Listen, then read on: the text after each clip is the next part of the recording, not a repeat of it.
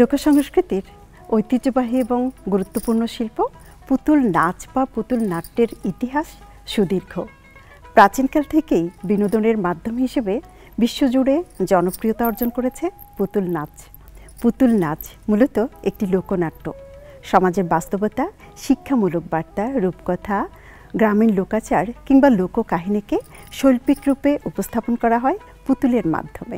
একসময় কুষ্টিয়ার মিরপুর এবং কুড়িগ্রামে পুতুল নাচের প্রচলন থাকলেও ব্রাহ্মণবাড়িয়ার কৃষ্ণনগরে ঐতিহাসিকভাবে সূচনা হয় পুতুল নাচের। 18 শতকের শেষের দিকে পুতুল নাচের জনক ব্রাহ্মণবাড়িয়ার সন্তান ওস্তাদ বিপিন পাল 27টি দেশ ভ্রমণ করেছেন পুতুল নাচ নিয়ে, পেয়েছেন অসংখ্য পুরস্কার এবং সম্মাননা।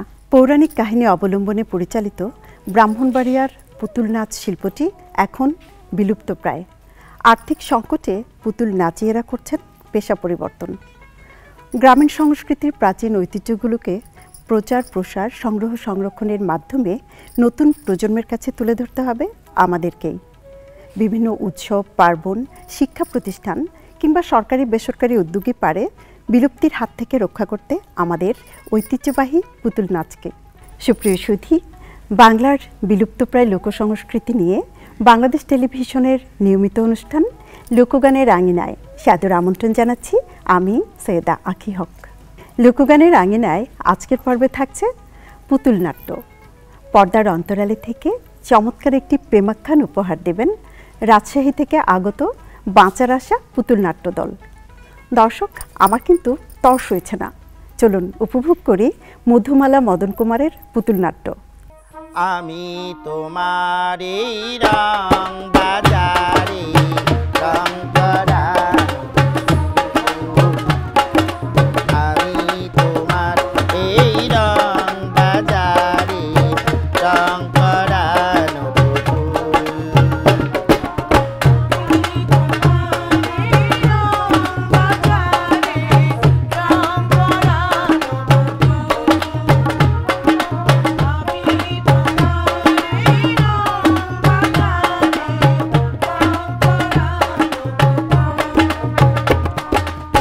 মন মতো করে সাজিয়ে আমারে, মন মতো করে সাজিয়ে আমারে ভেঙে দিও মায়ের রং করানো পুতুল, আমি তোমার এই রং বাজারে রং করানো পুতুল।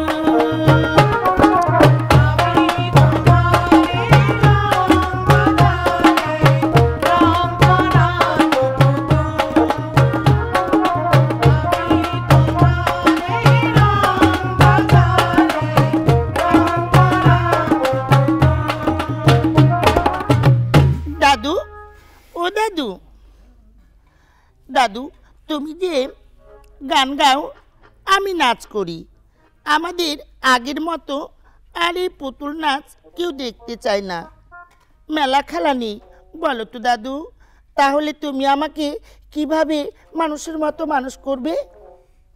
তার চাইতে তুমি আমাকে নিয়ে সারা জীবন নাচ গান করে বেড়াও, তাকে হয় রে পাগলি? তুই আমার একমাত্র নাতনি, আর তুই আমার নয়নের মণি, তোকে যে আমি এই নাচ গানের পাশাপাশি লেখাপড়া শেখাতে চাই। দাদু, তাহলে আমাদেরকে তো বেশি বেশি করে অনুষ্ঠান করতে হবে, তাই না দাদু? হ্যাঁ রে বোন, তুই ঠিকই বলেছিস। এই জন্যেই তো বাংলাদেশ টেলিভিশন আমাদের এই পুতুল নাট্য এবং পুতুল নাট্য সহ অন্যান্য যেই লোক সাংস্কৃতিক আছে, বাংলাদেশের সাংস্কৃতিক আছে, সেগুলোকে সংরক্ষণ করছে এবং অনুষ্ঠান করছে। বুঝতে পেরেছিস? হ্যাঁ দাদু, আমি বুঝেছি। ও দাদু, বল, তুমি আমাকে একটি গল্প শোনাও তো, ঐতিহ্যবাহী গল্প, যে গল্প কোনো দিন তুমি কাউকে বলনি বা আমাদেরকে শোনাওনি। শোন রে পাগলি, শোন, আমি তোকে আজ একটি গল্প শোনাই। হ্যাঁ বলো দাদু, কি গল্প? মধুমালা মদন কুমারের গল্প। মধুমালা মদন কুমারের গল্প? দাদু, আমি নাকি ছোট্টকালে দাদির কাছ থেকে শুনেছিলাম তুমি মধুমালা মদন কুমারের গল্প জানো? ও দাদু বলো না দাদু। আরে পাগলি, ব্যস্ত হোস না, আমি এক্ষুনি বলছি। সেই মধুমালা মদন কুমারের গল্প শুনবি? তাহলে শোন। ঠিক আছে দাদু, তুমি বলো আর আমি তোমার গল্পের তালে তালে নাচ করব। ঠিক আছে দাদু, তাই বলছি শোন। ও আমি স্বপ্নে দেখিলাম মধুমালার মুখে, আমি স্বপ্নে দেখিলাম মধুমালার মুখে।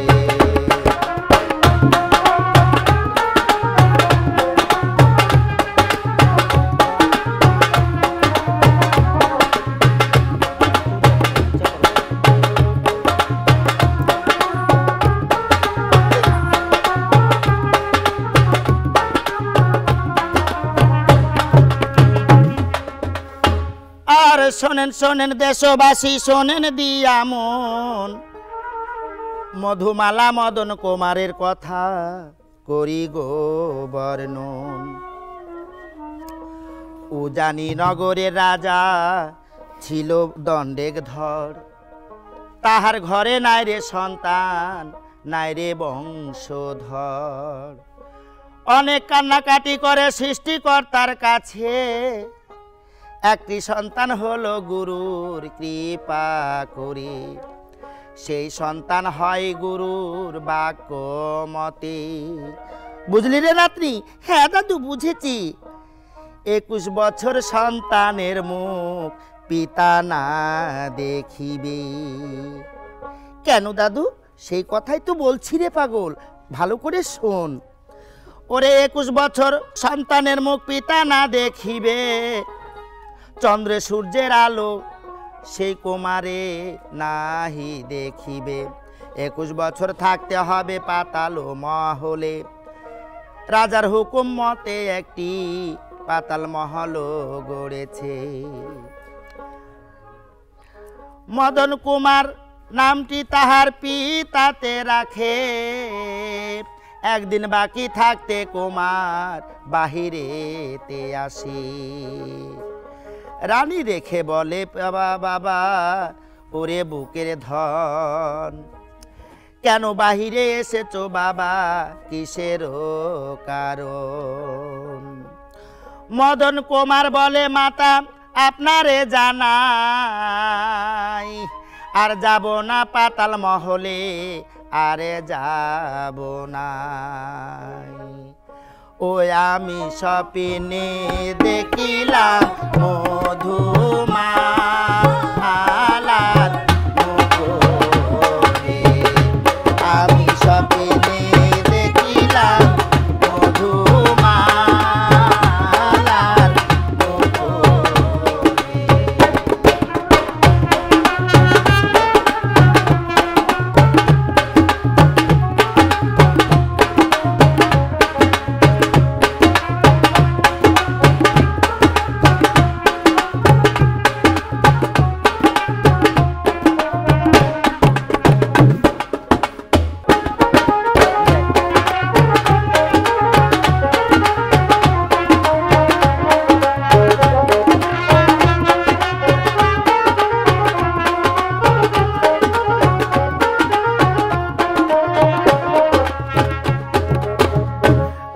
কুমার কুমার গো, এই যে আমি চলে এসেছি, বলো তো কি বলবে তুমি? এই যে তোমার মাতার হুকুম নিয়া তুমি যে শিকারে আইলা, ও কুমার, এই শিকারের মধ্যে হুঁসি বাঘ রয়েছে, শিয়াল রয়েছে, বড় বড় জুক রয়েছে, আমারে খাইয়া ফেলাইব গো, খাইয়া ফেলাইব, খাইয়া ফেলাইব। তুমি আমারে কেন লই আইলা? ও কুমার, চলো, সন্ধ্যা লাগতে আসি, চলো আমরা বাসায় যাই। আরে পাগল, না, বাসায় যাব না। শোন, এই যে সন্ধ্যাবেলা, দেখ তো কি সুন্দর ঝিঝি পোকার ডাক, চারিদিকে ফিরফির ফিরফির করে বাতাস বইছে, কত সুন্দর মনোরম দৃশ্য। এই দৃশ্য রেখে আজ আমি মহলে ফিরব না। ওরে সিপাই, তার চেয়ে তুই আমার বিশ্রামের ব্যবস্থা কর, বনেই আমি বিশ্রাম করব। ও কুমার, তোমার মা জান আমারে বিশ্বাস কইরা আমার সাথে তোমারে শিকারে পাঠাইলো, আর তুমি এই রাত্রে থাকবা? আর যদি তোমার কিছু হইয়া যায় আমি রানীমারে কি জবাব দেব? ও কুমার, চলো যাই। না, তুই গেলে তুই যা, আমি যাব না। আমি আজকে রাত্রে আমি এই বনেই থাকব। ভগবান, ও ভগবান, তুমি কোথায় আছো? ভগবান, তোমার পা দুটো নামিয়ে দাও, আমি তোমার পা দুইটা ধই না। ওরে ওরে, জল্লু খাই।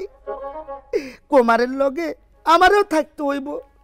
থাকি কুমার, আমি তাহলে তোমার বিশ্রামের ব্যবস্থা করি, তুমি আহো আমার পিছনে আহো।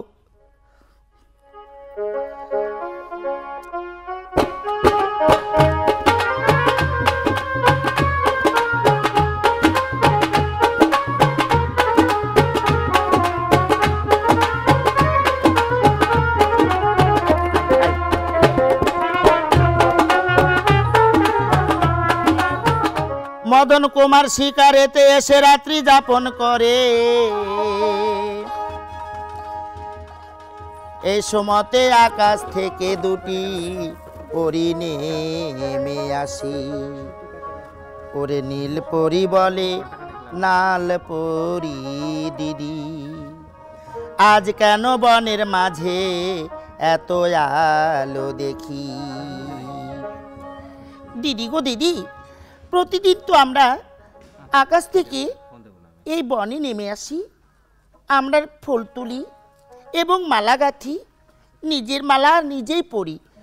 ও দিদি, দেখো না আজ বনের মাঝে কেমন আলো বইছে, অনেক আলো। হ্যাঁ রে দিদি, আমিও তো তাই দেখছি। তাহলে চল না গিয়ে আমরা দেখে আসি এই বনের মাঝে এত আলো কেন। ঠিক আছে দিদি, তাই চলো। এমা, দিদি গো দিদি, দেখো কত সুন্দর একটি আদম সন্তান।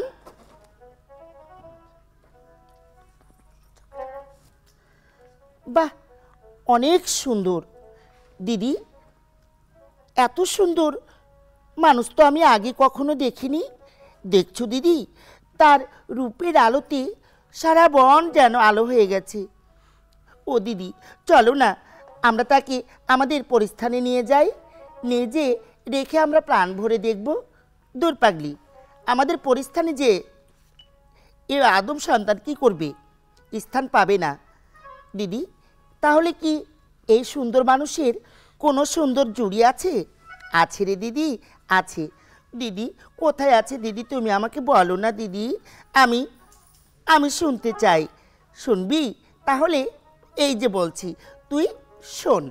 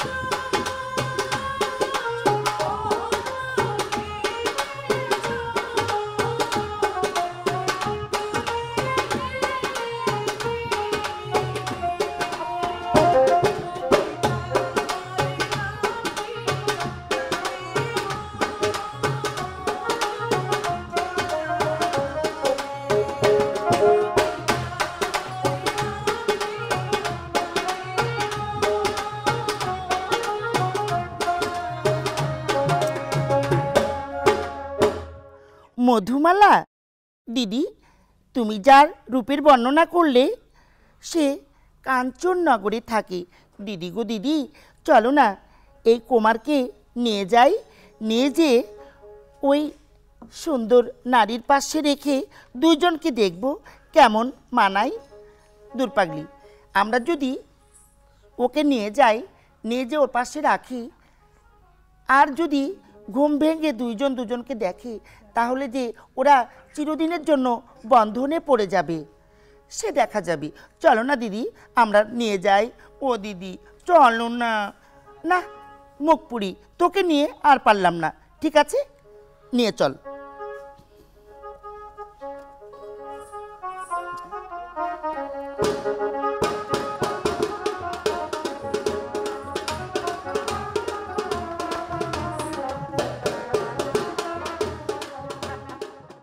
দিদি গো দিদি, দেখো তাদেরকে কত সুন্দর মানিয়েছে। বাহ, নয়ন মন জুড়িয়ে গেছে, তাই না দিদি? হ্যাঁ দিদি, এসো আমরা তার ঘুম ভাঙিয়ে দিই। ঘুম ভাঙিয়ে দিয়ে দেখি দিদি যে তাদেরকে কেমন লাগে। না রে দিদি না, এই ভুলটা করিস না। তার কারণ হলো, তাদের যদি ঘুম ভেঙে দিয়ে তারা দুজন দুজনকে দেখে, আর যে দুজন দুজনকে ছাড়া থাকতে পারবে না রে দিদি। হ্যাঁ, এই জন্য এই ঘুম ভাঙাস না। না দিদি, এই যে আমি ঘুম ভাঙিয়ে দিলাম। দেখি, চলো দিদি আমরা পাশে থেকে দেখি তারা কি করে।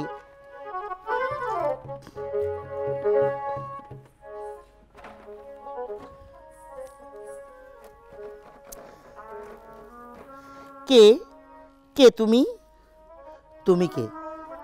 আমি এ রাজ্যের রাজকুমারী, কিন্তু তুমি কে?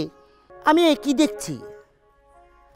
তুমি তুমি মানুষ নাকি পরী, নাকি কোনো দানবী? নয়, আমি দানবী না, আমি পরীও না, আমি মানুষ। মানুষ এত সুন্দর হয়, এত রূপসী হয়, আমি তো আগে জানতাম না। সে না হয় তুমি আমার বর্ণনা করলে, কিন্তু বলো বলো তুমি কে? আর যদি না বলো, তাহলে এই বিষলক্ষার ছুরি দিয়ে আমি তোমাকে আঘাত করব। বলো বলো তোমার পরিচয়।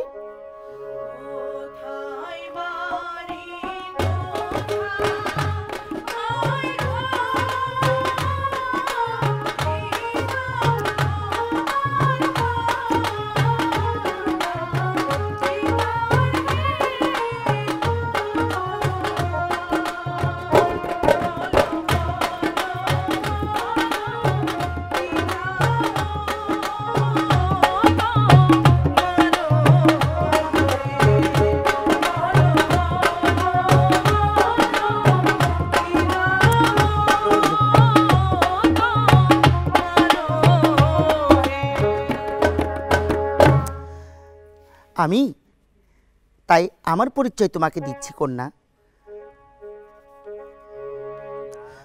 ও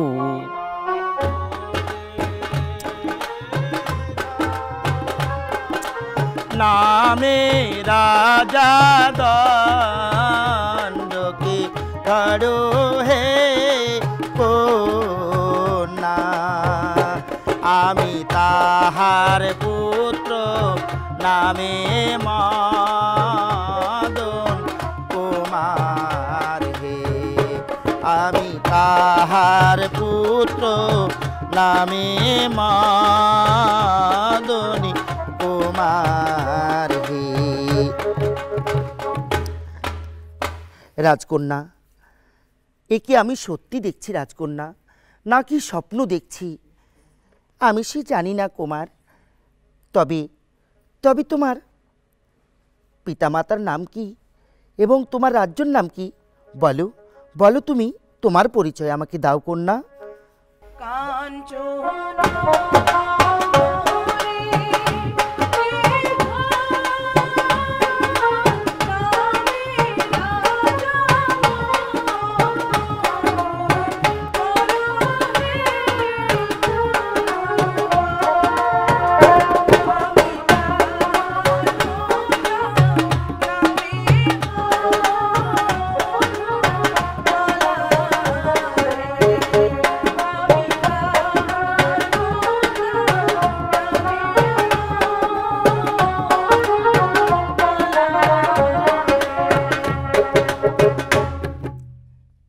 রাজকন্যা, এবার আমি বুঝতে পেরেছি রাজকন্যা, তুমি সত্যি রাজকন্যা। তবে তবে তোমাকে দেখে আমার নয়ন মন জুড়িয়ে গেল। আমিও তো তোমাকে দেখে আমার প্রাণ জুড়িয়ে গেছে কুমার। তবে এই স্বপ্ন কি শুধু স্বপ্নই, নাকি আমি বাস্তবে তোমাকে দেখছি? তবে আমাকে ছুঁয়ে দেখতে পারো? না, এ তো স্বপ্ন নয়, এ তো সত্যই। হ্যাঁ হ্যাঁ মধুমালা, আমি এই সত্যকে আরও সত্য করে রাখার জন্য এই যে আমার গলের মালা আমি তোমার গলে পরিয়ে দিলাম। তবে আমিও এই যে আমার গলের মালা আমি তোমাকে পরিয়ে দিলাম। মধুমালা, তবে আমার হাতের আঙ্গুরি এই যে আমি তোমাকে পরিয়ে দিলাম। তবে আমার হাতের আঙ্গুরিও তোমার হাতে শোভা পাক। মধুমালা, আমি যদি তোমাকে আর কখনো খুঁজে না পাই তবে যে আমি বাঁচব না। আমিও যদি তোমাকে কখনো খুঁজে না পাই বা দেখতে না পাই, তাহলে যে আমিও থাকতে পারবো না। তবে কি আমাদের এই মিলন, এই বন্ধুত্ব চিরস্থায়ী থাকবে? অবশ্যই থাকবে। তুমি আমার, আমি তোমার, দুজনে হইয়া দুজনারি গো সখী। আমি যাব তোমায় সঙ্গে করে, আমি যাব তোমায় সঙ্গে করে। দিদি গো দিদি, ভোর হয়ে আসলো, চলো দিদি আমরা তাদেরকে রেখে আসি তাদের মহলে। ঠিক আছে, চল ঘুম পাড়িয়ে দিই। তুই এখনই তাদেরকে ঘুম পাড়িয়ে দে। ঠিক আছে দিদি? হ্যাঁ, এবার চল তাদেরকে নিজ নিজ মহলে রেখে আসি। ঠিক আছে, তাই চল।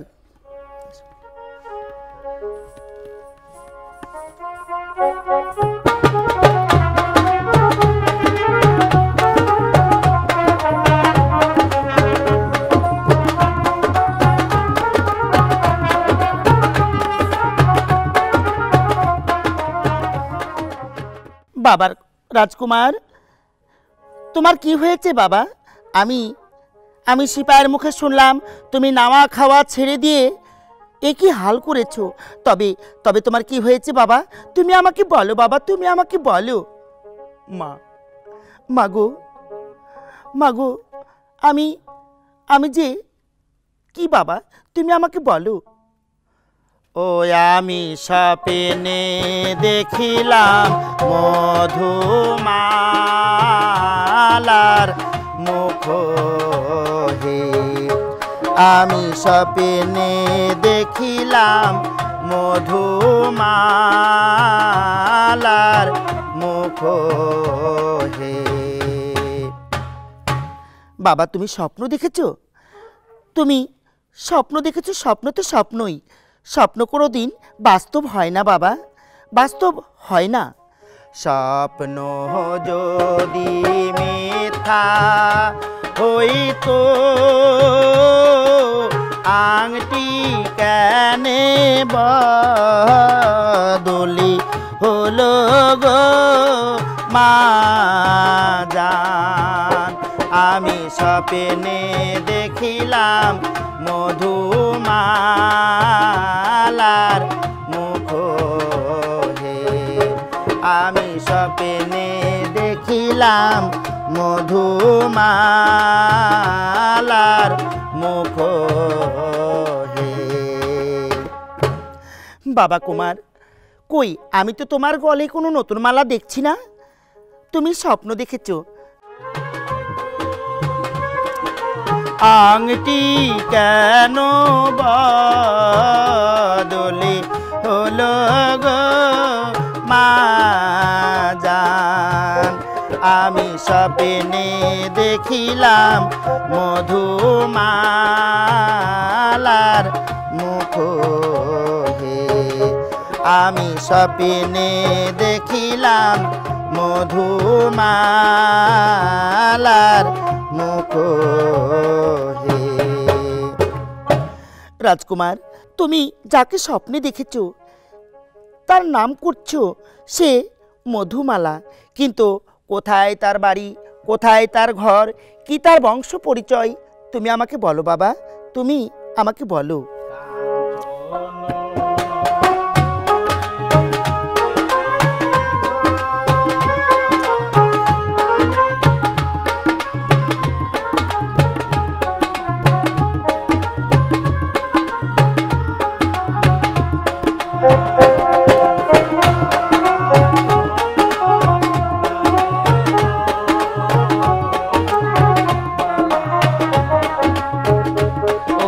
তাহার কন্যা নামে মধুমালা।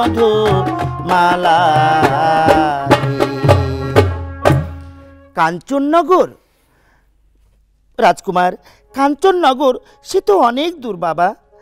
সাতগাঁও, শিকারপুর, 12 নদী 13 নদী পার হয়ে, 7 সমুদ্র পার হয়ে ওই 40 লক্ষা দেশ, তারপরে হচ্ছে সেই কাঞ্চননগর। সেখানে তুমি কি করে যাবে বাবা? তুমি তো পথঘাট কিছুই চিনো না। মাগো, তুমি পিতাকে বলে আমার মধুমালার দেশে যাওয়ার ব্যবস্থা করে দাও মা।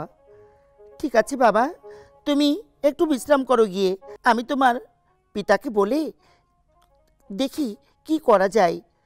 মাগো, শুধু পিতাকে বললে হবে না, তুমি আমার জন্য আমার যে 7টা পানসি আছে সেই 7 পানসি সাজিয়ে দেবে। আমি মধুমালার দেশে যাব, হয় 6 মাস অথবা 1 বছর, অথবা যেদিনই লাগুক না কেন মা। হুরি বাবা, তুই যে আমার বুকের মানিক, অনেক সাধনার ফল। আমি তোকে তুই কেমন করে থাকবো বাবা? তুই বলে দে, আমি কেমন করে থাকবো, আমি কেমন করে থাকবো? মাগো, মাগো তুমি কেঁদো না। আমি যদি তোমার সন্তান হয়ে থাকি, তাহলে তোমার আশীর্বাদে আমি মধুমালাকে জয় করে নিয়ে আমি তোমার মহলে ফিরে আসবো মা, ফিরে আসবো। ঠিক আছে বাবা, তুই গিয়ে একটু বিশ্রাম কর বাবা, একটু বিশ্রাম কর। ভগবান, এখন আমি কি করব? মহারাজ তো নেই, সে বাণিজ্যে গেছে।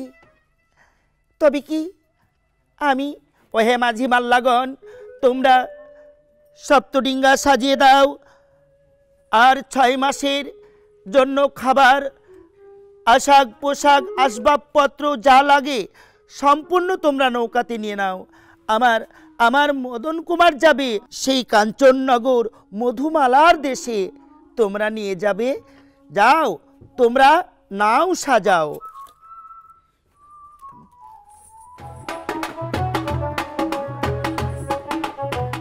এই যে ও ভাই, বাইরে, আরে ওই যে রাজামশাইয়ের বেগম সাহেব কইছে না নৌকা সাজাইতে, চল আমরা এখন নৌকা সাজাই। খালি মুখে কেমনে সাজাই, একটা গান গাধো দিয়ে ওই নৌকা সাজাই। আরে আগে আয়, নৌকাটারে নিয়ে আয়। এই যে নৌকা লইয়া চলে আইতেছি, ল নৌকাটা সাজাই।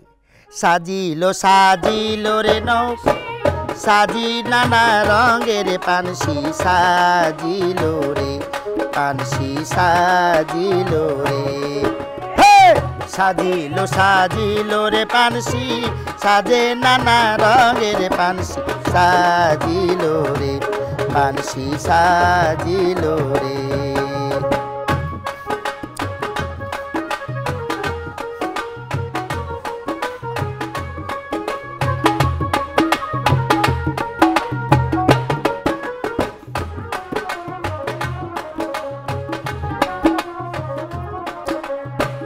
প্রথমে সাজিল রে পানসি নামে হুড়ু মুড়ু প্রথমে সাজিল রে পানসি নামে হুড়ু মুড়ু তারপর ইয়ারে পানসি সকল জল কাটিয়ারে পানসি পরে চুড়ু মুড়ু রে পানসি সাজিল রে পানসি সাজিল রে সাজিল সাজিল রে পানসি সাজে নানা রঙের পানসি সাজিল রে পানসি সাজিল রে পানসি সাজিল রে তারপরে সাজিল রে পানসি নামে গন্ডক ধরো তারপরে সাজিল রে পানসি নামে দণ্ডক ধরো সে পানসিতে সোয়ার হবে সে পানসিতে সোয়ার হবে মদন কুমার রে পানসি সাজিল রে পানসি সাজিল রে সাজিল সাজিল রে পানসি সাজে নানা রঙের পানসি সাজিল রে পানসি সাজিল রে পানসি সাজিল রে সাজিল রে চলো ভাই আমাদের এই যে নৌকা সাজানো হয়ে গেছে এখন যাইয়া ওই রাজকুমারের কাছ থেকে কিছু উপহার লইয়া চলো দুই ভাইয়ে ওই কিছু কিছু খাবো না আমি তোর লগে যাব না কারণ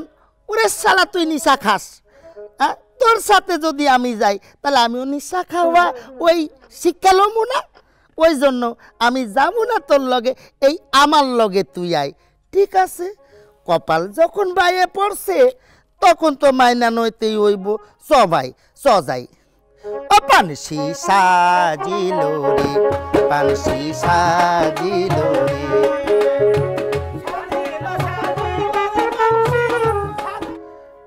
রাজকুমার রাজকুমার আকাশে অনেক মেঘ যদি বলেন তো পানসি পারে ভিড়ায় হয়তো ঝড়ঝাপটা আসতে পারে না মাঝিগণ তোমরা আমাকে 6 মাসের পথ 6 দিনে নিয়ে চলো আমি কোনো মেঘ তুফান ঝড় বৃষ্টি কিছুই মানি না আমি যাব সেই মধুমালার দেশে কাঞ্চননগরে আর তোমরা আমাকে নিয়ে চলো আমি ঝড় তুফান কিছুই মানি না কুমার আর তো হাল ধরে রাখতে পারছি না এ তো ঝড় উঠে গেছে এ তো ঝড় উঠে গেছে আর মদন কুমারের কথা শুনে সৃষ্টিকর্তা বেজারও হইল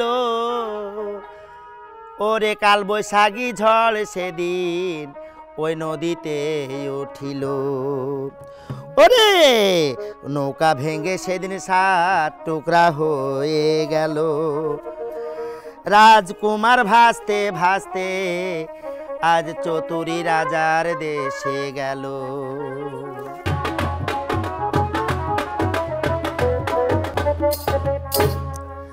সখী বলো সখী চলো তো আমরা মধুমালার মহল থেকে আসি মধুমালা মনে হয় ঘুম ভাঙে নাই হ্যাঁ সারা রাত্রি তার চোখের কাজলগুলো হয়তো আরও কাজল হয়ে গেছে ঠিকই বলেছ সখী চলো যাই আমরা মধুমালার মহল থেকে এক্ষুনি ঘুরে আসি এবং তাকে স্নান করিয়ে দিই তার গয়নাগুলো পাল্টিয়ে দিই তার গায়ের পোশাকগুলো পাল্টিয়ে দিই চলো যাই তার ঘুম ভেঙেছে কি না একটু দেখেও আসি এই তো দেখছি দরজা লাগানো ডেকে দেখ না যে রাজকুমারী ঘুম থেকে উঠেছে কি না রাজকুমারী রাজকুমারী ও রাজকুমারী তোমার ঘুম ভেঙেছে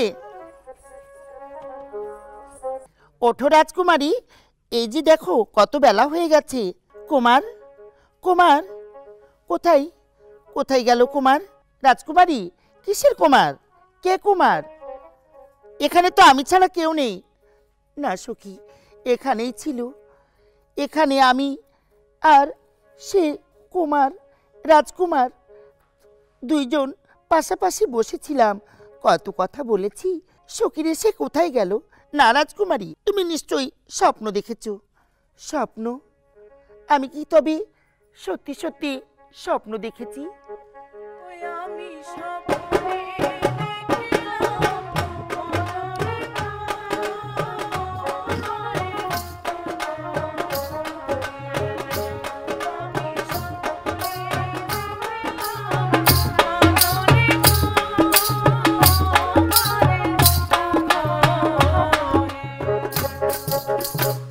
রাজকুমারী, সত্যি সত্যি তুমি স্বপ্ন দেখেছো, আর স্বপ্ন কোনোদিন সত্য হয় না। স্বপ্ন স্বপ্নই।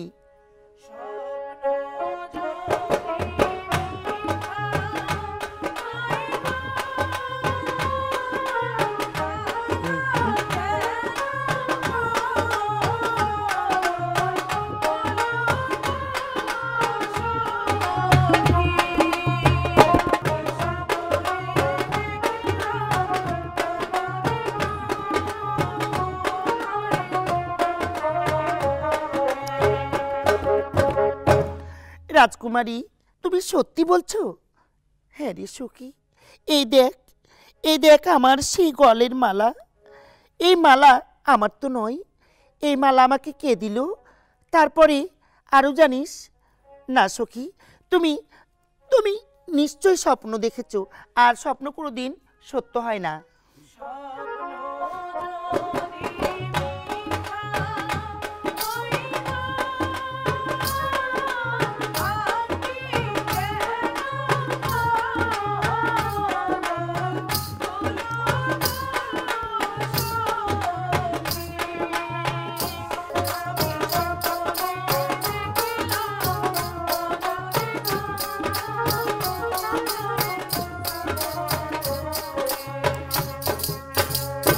সখীরে, আমি রাজ্য ছেড়ে, আমার পিতা মাতা সব ছেড়ে আমি যে তার তল্লাশি যাব রে সখী।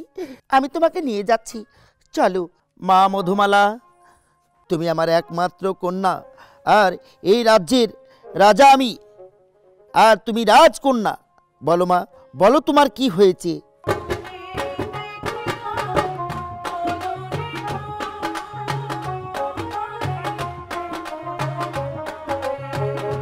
তুমি মহলে বিশ্রাম করো, আমি দেখছি সে কি করতে পারি। মধুমালা, কে আমাকে ডাকছে? তবে কি আমার মদন কুমার এসেছে? মদন কুমার, মধুমালা, কে তুমি? তুমি কি সে আমার মদন কুমার? তুমি আমার মদন কুমার? হ্যাঁ মধুমালা, আমি তোমার মদন কুমার। তবে আমায় নিয়ে চলো তোমার সঙ্গে করে।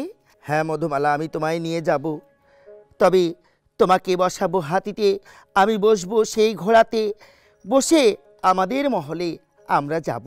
ঠিক আছে, চলো যাই। আমার আমি তোমার দুজনে হই নারী গো সখী, নিয়ে যাব তোমায় সঙ্গে করে, আমি নিয়ে যাব তোমায় সঙ্গে করে। দর্শক, কেমন লেগেছে মধুমালা মদন কুমারের পুতুল নাট্য? হারানো ঐতিহ্য ফিরে পাক আমাদের পুতুল নাচ, এই প্রত্যাশায় আজকের মতো বিদায় নিচ্ছি আমি সৈয়দা আঁখি হক। লোকসংস্কৃতির মজার কোনো বিষয় নিয়ে দেখা হবে পরবর্তী পর্বে। ততদিন চোখ রাখুন লোকগানের আঙিনায়, বাংলাদেশ টেলিভিশনের পর্দায়।